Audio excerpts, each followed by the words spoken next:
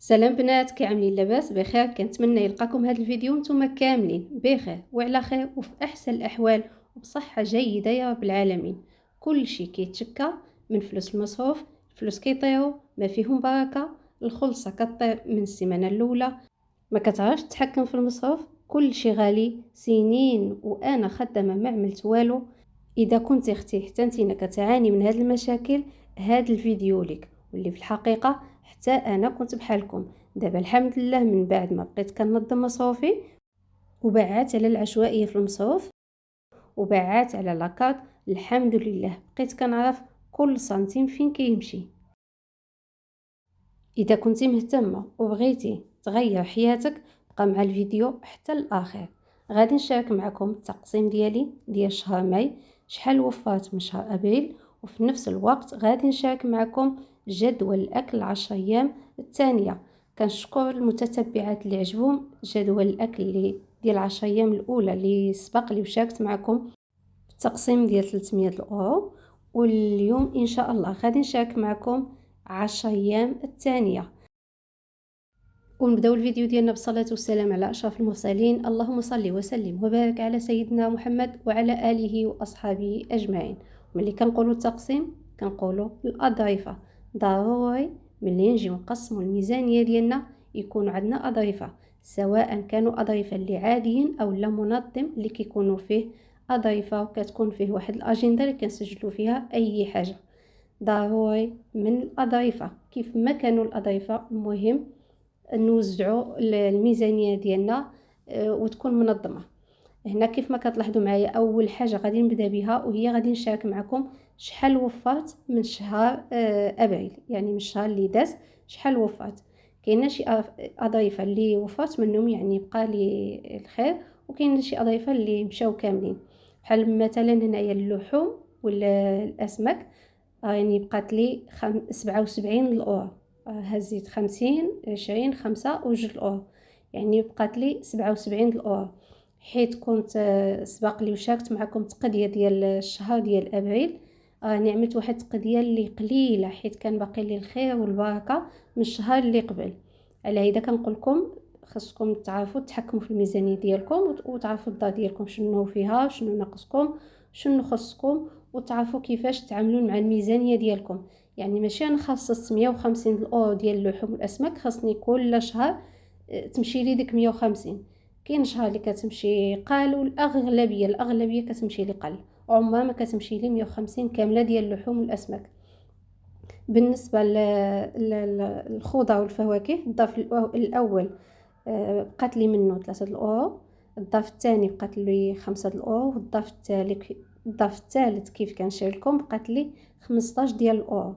بالنسبه لقنينات الغاز بقات لي 5 الاورو. المهم في المجموع بقات لي 105 الاورو، يعني وفات من شهر ابريل 105 الاورو. الحمد لله كل شهر الواحد كيعرف كيتعامل مع الميزانيه ديالو وكيعرف كيفاش يسلك راسو كيف ما كنقولوا. كل شهر وكيفاش، كاين شي شهر اللي كنوفر اكثر، كاين شي شهر اللي كنوفر اقل، كاين شي شهر اللي ما كنوفرش، على حسب المصروف ديال كل شهر. لذا كنقول لكم خصكم تعرفوا كيفاش تتعاملوا مع الميزانيه ديالكم وتطبقوا الاولويات. عاد كندوزو للكماليات بطبيعه الحال، ما كنحرموش راسنا بطبيعه الحال، ولكن كنمشيو على حساب الجهد ديالنا، على حساب الامكانيات ديالنا وعلى حساب الدخل ديالنا. المهم وفرت 105 الاورو. كان سبق لي وشاركت معكم في واحد الفيديو الفلوس ديال التحدي، راني كنجيبهم غير من الفلوس ديال التوفير، يعني اللي كيبقى لي من اللي كنوفر، يعني اللي كنوفر من المصروف ديال الاكل. كيف ما كيقول واحد المثل، الاقتصاد كامل كيجي من الكوزينه. اذا عرفتي كيفاش تخرج راسك وعملتي كلشي في دارك، انت غادي توفر الخير والبركه وتقدر تعمل بهم بزاف الحاجات. وديك الفلوس بطبيعه الحال راه كيكونوا محقق نتينا على حساب الجهد ديالك نتينا، حيت نتينا اللي تعبتي نتينا اللي عملتي بزاف ديال الحاجات باش قدرتي توفر. اما اذا شتي راسك ما غاديش تقدر توفر وما خليتيش واحد النسبه اللي لك انتي على حساب كمكافاه للجهد ديالك، حيت ملي كنكونوا مكلفين بالمصروف راه كياخذ منا الجهد في التفكير وجهد بدني، يعني كنفكر شنو نطيبو اليوم، شنو نطيبو غدا، كنوجدو جدول الأكل لأحد التقضية، كنتقداو كنجيو وزيد عليها الكوزينة باش توفر، يعني كتعمل حاجات في الدار باش توفر. الفلوس ديال التحدي كنقولكم ديما كنجيبهم من الفلوس ديال التوفير، كيف ما لاحظتوا معايا هنايا. هاد التحدي هذا اللي كنت عملته ديال 1128 الأورو، كل شهر شحال ما وفرت كنعملو تما.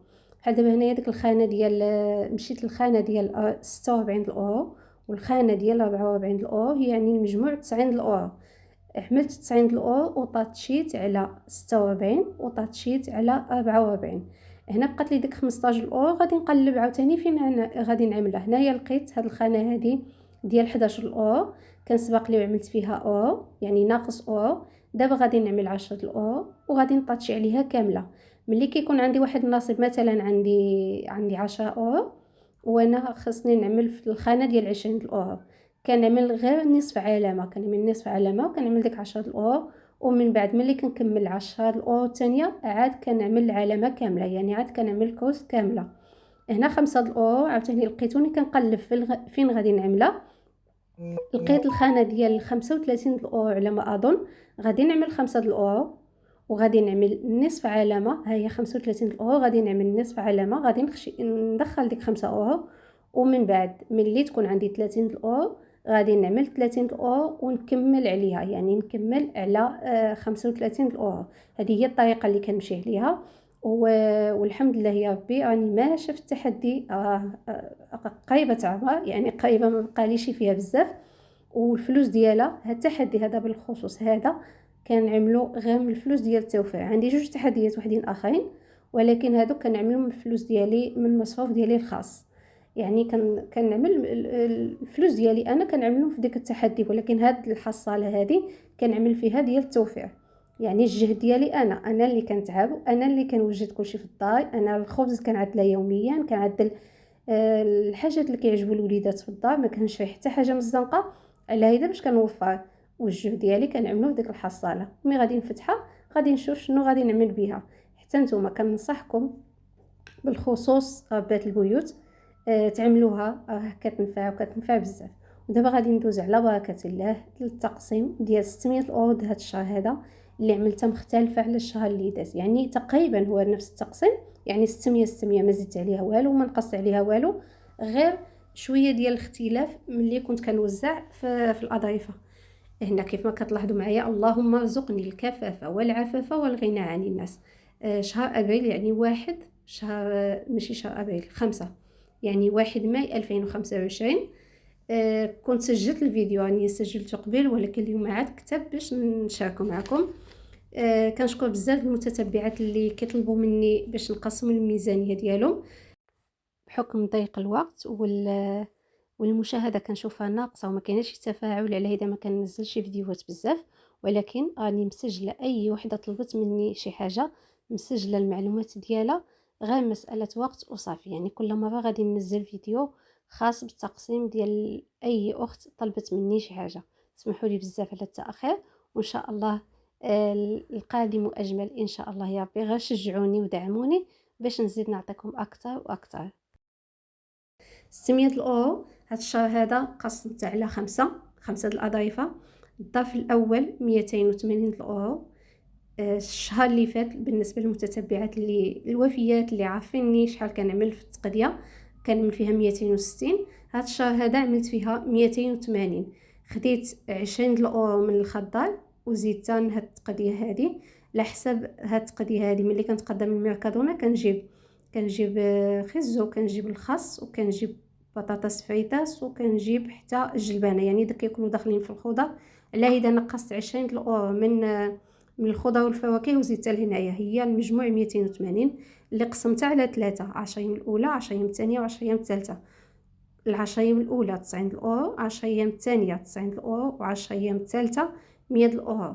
هاد التقضيه هذه كندخل فيها كل شيء، يعني من المواد الاساسيه، مواد التنظيف، الكماليات، كل شيء كيكون داخل في هاد 280 الاورو. يعني كل 10 ايام كنهز 90 الاورو وكنمشي كنجيب اللي غادي يكفاني في ديك 10 ايام. بطبيعه الحال اذا لقيت شي حاجه ناقصه لا كنجيبها واخا تكون يعني ما محتاجهاش باش نخليها الشهر اللي من مواه. بالنسبه للجزار خصصت له 150، يعني بحال الشهر اللي فات ديما كنخصص 150 وعمرها ما كتمشي لي 150 كامله. ديما من الظرف ديال الجزار كنوفر منه 20 كان من 150 باش نكون كنصرف وانا مرتاحه. كيف ما كنقولوا كنكون شبعانه، يعني عارفه عندي 150 ديال الجزار ما غاديش تمشي لي كامله، ولكن كيبقى منا. كنشري الخير والبركه. عندي تقديه اللي كنشارك معكم ديال الجزار، يعني كنجيب من كل شيء، ما كنخلي راسي ناقصه حتى من حاجه، كل شيء كنجيبه ولكن في الحدود بطبيعه الحال وبلا ضياع. اللي قسمتها على 75 بحال هاد الشهر هذا راني عملت تقديه غير تقريبا ديال 15 يوم 20 يوم هيدا. كانت ناقصاني شي حاجه نقدر نزيد. بالنسبه للخضر والفواكه الشهر اللي فات كنت عامله لها 120، هاد الشهر هذا عملت لها غير 100 الاورو، حيت 20 الاورو قلت لكم زيدتها في 260 ديال التقديه باش رجعت لي 280. قسمتها حتى هي على 3، 10 ايام الاولى 35، 10 ايام الثانيه 30، و10 ايام الثالثه 35. حتى هي كنجيب غير الخضر والفواكه فقط. هادشي اللي كنجيب من عند الخضار. الزيتون كنجيبو من عند الجزار. التوابل كنجيبو من المغرب. البيض خدامه فيه يعني ما كنشريش، يعني هاد 100 الاورو غادي نجيب بها غير الخضر والفواكه فقط. وضروري ما نعملو واحد النسبة مئوية ديال الصدقة اللي ما كنعملولهاش شي واحد الظرف، كنخرجوها كل شهر ضروري. ما كنحدوش واحد المبلغ، ولكن كل واحد كيمشي على حسب الجهد ديالو هو.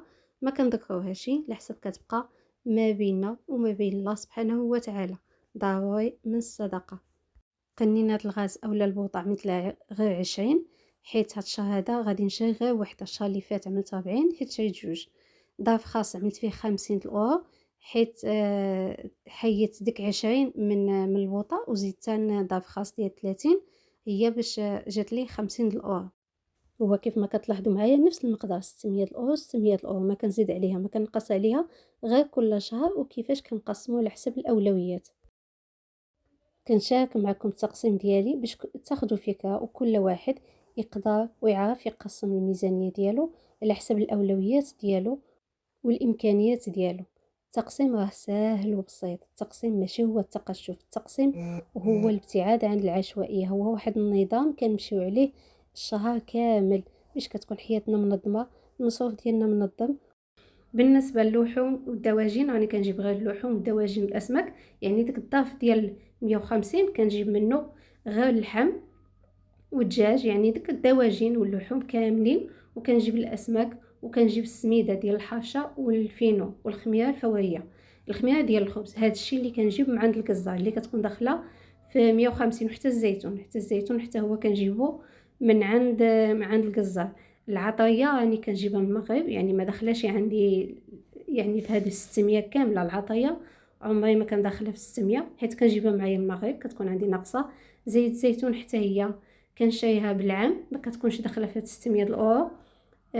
بزاف الحاجات اللي كنجيبهم خاصين بالحلويات، وبزاف الحاجات اللي كنجيبهم معايا من المغرب حتى هما كينقصوا عليا من المصروف. يعني هاد 600 الاورو هادشي اللي كنجيب منه. واني كنشارك معكم التقديه باش المتتبعات ليا لا تخلون هذا الفيديو هذا، وباش يعرفوا كيفاش كنمشي مع الميزانيه ديالي وكيفاش كنقسمها وكيفاش كنتقدرها كل شهر. تقريبا كنشارك معكم التقديه ديال الشهر باش الواحد كيعرف راسو كيفاش ماشي وشنو اللي غادي يسلكو وشنو اللي ما غاديش يسلكو. ضروري من التقسيم راه هو عمره ما كان تقشف. التقسيم هو واحد النظام كنمشيو عليه، كتنظم مصروفك في الأظرفة وكتعرف كل سنتيم فين كيمشي لك، وفي الآخر الشهر كتدور على ديك الأظرفة وكتشوف واش وفرتي أو لا ما وفرتيش. إذا كنتي يلاه مبتدئة يلاه أول مرة غادي تقسم أو لا تاني مرة غادي تقسم الميزانية ديالك، تقدر ما تنجحش من الشهر الأول، ولكن شهر تاني شهر ثالث مع الاستمرارية إن شاء الله غادي تبقى توفر، وغادي تبقى تعرف كيفاش تتعامل مع الاظرفه ديالك، وتعرف كيفاش تتعامل مع الميزانيه ديالك اللي كتكون خاصه بالاكل. يعني هاد الميزانيه اللي كنشارك معكم اللي كتكون خاصه بالاكل. هاد النوع ديال الفيديوهات كنعملهم للاخوات اللي كيعانيو، اللي ما كيعرفوش كيفاش يتحكموا وكيفاش يقسموا الميزانيه ديالهم، باش حتى نتوما ترجعوا منظمين وتبعدوا على العشوائيه في المصروف وتوفروا وتحققوا الاحلام ديالكم ان شاء الله يا ربي. كيف ما كتلاحظوا معايا في كل ظرف كنعمل فيه المقدار اللي خصصت. وقبل ما نمشي نتقدى، هذه نصيحة ضروري قبل ما نخرجوا نتقداو، ماشي غير كنقسموا الميزانية وكنهزوا الفلوس وكنخرجوا نتقداو بواحد العشوائية. ضروري ما كنعملوا جدول الاكل هو الاول، باش كنعملوا لائحة تقضية على حساب داك الجدول الاكل اللي وجدنا. مثلا ما عنديش في جدول الاكل الدبنجان ما نشريش، ما عنديش القرعه ما غاديش نشريها، غادي نشري الحاجات اللي غادي نعملهم في ديك العشر ايام واللي عندي في جدول الاكل. يعني باش ما يكونش شويه ديال الضياع وما يكونش شويه الاسراف، وكنمشيو مع الميزانيه ديالنا هو هذاك. ضروري من هاد النقطه هذه جدول الاكل هو الاول، عاد باش نوجدوا لائحه ديال التقضيه وكنهزوا المقدار اللي خصصنا وكنمشيو نتقداو وكنجيبوا اللي خاصنا. كنوزع الميزانيه ديالي على الاضيفه. اللحوم اللي خصصت له 150 كنعملها في واحد الظرف خاص باللحوم. بالنسبه لنا الخضر والفواكه حتى هي كنعمل 3 ديال الاضيفه. كل ظرف كنعمل عليه 10 ايام الاولى 35 الاورو، 10 ايام الثانيه 30 الاورو، و10 ايام الثالثه 35 الاورو. قنينه الغاز اولا البوطه حتى هي كنعمل لها 20 الاورو، ولكن كنعمر البوطه كيبقى لي ديك الصف كنرجعون داك الظرف ديال البوطه. ظرف خاص هاد الشهر هذا عملتلو 50 الاورو، زيدت على 30 الاورو. كيف ما كنشارككم هنا 30 الاورو ديال الشهر اللي فات بقات ما احتاجتهاش ما استعملتهاش، زدت عليها 50 الاورو، يعني بقات لي تما 80 الاورو، حيت كاين شهر اللي كنحتاجها وكاين شهر اللي ما كنحتاجهاش. اذا كنتي اختي اول مره كتشاهد الفيديو وكنتي اول مره غادي تقسم الميزانيه ديالك، اول حاجه خصك تبدا بها وهي تخصص واحد الميزانيه اللي تكون خاصه بالاكل فقط، غير الاكل، حيت الاقتصاد كيبدا من الكوزينه. ضروري ما تخصص ميزانيه واللي تكون على حسب الراتب الشهري ديالك، يعني شحال كتدخلوا في الشهر، وعلى حساب شحال نتوما في الدار، يعني شحال كاين هاد الوليدات، شحال الناس عايشين في الدار، يعني الاب الام الوليدات، يعني شحال الافراد ديال الاسره. ضروري ما نحددوا شحال افراد الاسره باش ملي نعملوا جدول الاكل نعرفوا الكميه اللي غادي نتقداوها. واش 2 كيلو د البطاطا اولا كيلو، اولا 2 كيلو د اللحم ولا كيلو، واش 2 دجاجات ولا 3، يعني باش كنعرفوا حتى الكميه. على هيدا خاصنا ضروري ما كنحدوا الميزانيه على حساب عدد افراد الاسره وعلى حساب الكميه اللي غادي نستهلكوا في ديك الشهر. دابا غادي ندوزو على بركه الله باش نشارك معكم جدول الاكل اللي طلبتو مني ديال 10 ايام الثانيه. واحد الاخت الله يجازيها بالخير قالت لي انا مزاوقه فيك اختي ما تزيد تعملنا 20 يوم اللي بقى، يعني الايام اللي بقى، واليوم غادي نلبي لها الطلب ديالها وغادي نشارك معكم 10 ايام الثانيه، ومن بعد ان شاء الله يا ربي نشارك معكم 10 ايام الاخيره. هنايا عملت جدول الاكل اللي فيه 10 ايام، يعني من 1 حتى 10، وعملت الغداء الكوتي والعشاء. بالنسبه واحد في 10 ايام الثانيه غادي يبدا من الحد، يعني ماشي اثنين، الحد واحد هو الحد. غادي نعملوا الغداء طاجين ديال الدجاج بالزبيب والبصله وسلطه صيفيه، الخيار الخوص مطيشه، يعني سلطه اللي كتكون خفيفه ومنعشه. الكوتي غادي نعملو بغيوش. وبالنسبه للعشاء غادي نعملو شوربه ديال الخضر مع السيجار بالخضر والكفته. النهار الثاني اللي هو الاثنين غادي نعملو العدس مع الحوت. بطبيعه الحال العدس كيتماشى مع الحوت. اذا ما متوفرش الحوت نعملو طورطيه اولا نعملو بطاطا مقليه مع سلطه الرز والخضر. بالنسبه للكوتي غادي نعملو بسبوسه، والعشاء غادي نعملو سباغيتي بالطون. العشر ايام الاولى شاركت معكم غادي نعملو بالنسبه للقطاني عملنا اللوبيا. هاد 10 ايام هادي غادي نعملو العدس باش يكون شويه ديال الاختلاف وشويه ديال التنوع. ضروري ما ننوعوا شويه. اللي باقا ما جربتش العدس بالطريقه ديالي، راني منزله واحد الفيديو ديال العدس بواحد الطريقه اللي هو الاروع، عجبت بزاف ديال المتتبعات اللي عجبتهم وجربوها وكتبوا لي في التعاليق بانهم عجبتهم، واحد الطريقه اللي رائعه. بالنسبه للنهار الثالث اللي هو 3 غادي نعملوا اللازانيا بالكفته مع سلطه البابا، الخوص، البابا، الجزر والبطاطا والبيض ومايونيز كنخلطوها. بالنسبه للكوتي غادي نعملوا الحافشه اولا الكوكيز، واحد فيهم. اذا عملنا كوكيز غادي يدي معنا حتى 5 ايام. الحافشه نعملوها في العشيه ونفطروا بها في الصباح. يعني هاد اللي كنوجد معكم دابا في الكوتي هما كاملين غادي نستعملوهم، نستهلكوهم في الكوتي ونستهلكوهم حتى في الفطور. بالنسبه للعشاء غادي نعملوا واحد المقيله د البطاطا مع صدر دجاج مقطع وشويه ديال الجبن. غادي موجده واحد العشاء اللي ساهل وبسيط. بالنسبه للنهار الرابع غادي نعملوا طاجين د اللحم بالخضر وسلطه ديال الابلي اولا الارز اللي متوفر عندكم. الكوتي نعملوا دونوت حتى هو وجدته معكم في القناه هاد الايام، كيجيو الاروع بطريقه اللي جيت سهله ومبسطه. في العشاء غادي نعملوا طوطيه في المول العجيب، وفي داك الحفره ديال المول العجيب كنعملوا واحد الحشوه ديال صدر الدجاج والبيشاميل كتجي ولا اروع. النهار الخامس غادي نعملوا معكرونه بالكفته والصوص بيشاميل مع سلطه صيفيه خفيفه ومنعشه، حلوى دواس اتاي. وفي العشاء غادي نعملوا تشيشه بالحليب. الحلويات هما كيدوزوا لنا كتار من الاسبوع، يعني كتعدل واحد النهار وكتهنى الاسبوع كامل. بالنسبه للنهار السادس غادي نعملوا كغطان بالخضر والبيشاميل مع سطا ديال الدجاج وسلطه الارز مع الخضر. الكوتي نعملو مسمن اولا الملوي، واحد فيهم. يعني بغيتي تشكل مسمن اولا ملوي اولا تعملهم بجوج، ما هي عجينه وحده، شكل كيف ما بغيتي. العشاء غادي نعملو واحد العشاء اللي خفيف، الشعريه بالدجاج بالمرقه، كتجي واحد العشاء اللي كيجي خفيف وساهل وبسيط ومزيون. بالنسبه للسبت اللي هو اليوم السابع غادي نعملو فخاد ديال الدجاج مشاملين مع البطاطا في الفران وسلطه صيفيه، الخوص، الخيار، مطيشه. والكوتي غادي نعملو كيكه ديال التفاح.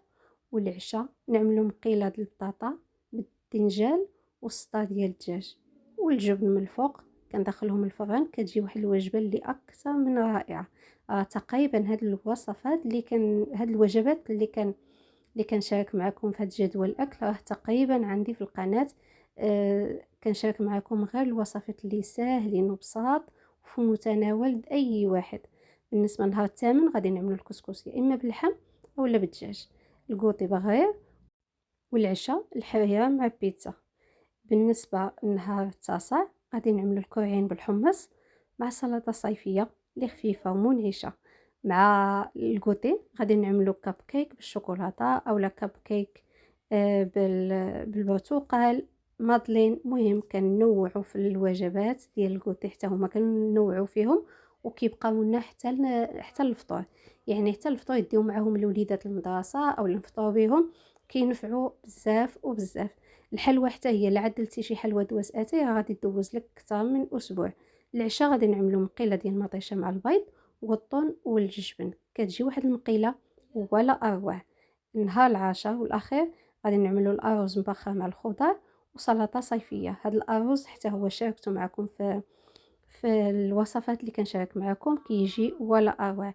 والكوتي كنعملوا واحد كيك يومي بالشوكولاته. والعشاء نعملوا شوربه الخضر مع بيتزا. بالنسبه للعصائر راني مشاركه معكم في واحد الفيديو مجموعه ديال مركزات الفواكه كينفعوا بزاف هاد الحراره هذه. عملته في قبل رمضان، يعني من ضمن التحضيرات ديال رمضان. دوز لي رمضان كامل والاخير اخر مركز ديال تقضى لي البارح ديال بابا. كيجيو واحد مركزات اللي روعه، تقدر تشكل في المركزات كيف ما بغيتي وكتبرد بهم في هاد العطش في هاد الحراره كيتحتاجوا بزاف وبزاف. هذا هو الجدول الاكل اللي شاركت معكم ديال هاد 10 ايام هذه. كنتمنى ينال الاعجاب ديالكم وانتظروني في الجدول العشر ايام الاخيره ديال هاد الشهر، هذا شهر ماي. راني حاولت باش ننوع لكم في الوجبات، وجبات اللي ساهلين وبساطين في متناول اي واحد، ما كياخذ ولا جهد ولا مصروف. واحد المتتبعه كتبت لي خلي لنا التصويره ديال جدول الاكل. راني قبل بشويه خليت لكم جدول الاكل، يعني صورته خليته واحد شويه باش تقدروا تسكرينيو وتحتفظوا به. راني كنقرا التعاليق ديالكم كاملين وحده وحده وكنجاوبكم وحده وحده. كنتمنى نكون كنشكركم على حسن كاملين المتابعة. التعليق إذا ديالكم، عجبكم حيت كاين اللي الفيديو كنعمل يعجبكم فيديو خاص وكاين التقسيم اللي وجدول كنجاوب الأكل ديال 10 مباشرة أيام في التعليق. الثانية. ما حتى تبخلوش لهنا على الفيديو خدكم بواحد ديالنا لايك كيكون وصل للنهاية واشتراك. ديالو. بالنسبة كنشكركم على للبنات حسن اللي لا المتابعة. كيصادفوا القناة كنتمنى لأول مرة، تشجعوني باش وتدعموني العائلة الصغيرة بلايك ديالنا وتعليق تكبر محفز بكم إن شاء باش الله. نزيد نعطيكم شكرا، أكثر جزاكم الله وأكثر. كل الخير. وفضلا خليتكم في وليس أمان أمرا الله، بالنسبة وإلى فيديو للمتتبعات مقبل إن ديالنا شاء الله. كيصادفوا القناة لأول مرة، تشتركوا وتفعلوا زر الجرس باش توصلوا بكل جديد. شكرا، جزاكم الله كل الخير. خليتكم في أمان الله، وإلى فيديو مقبل إن شاء الله.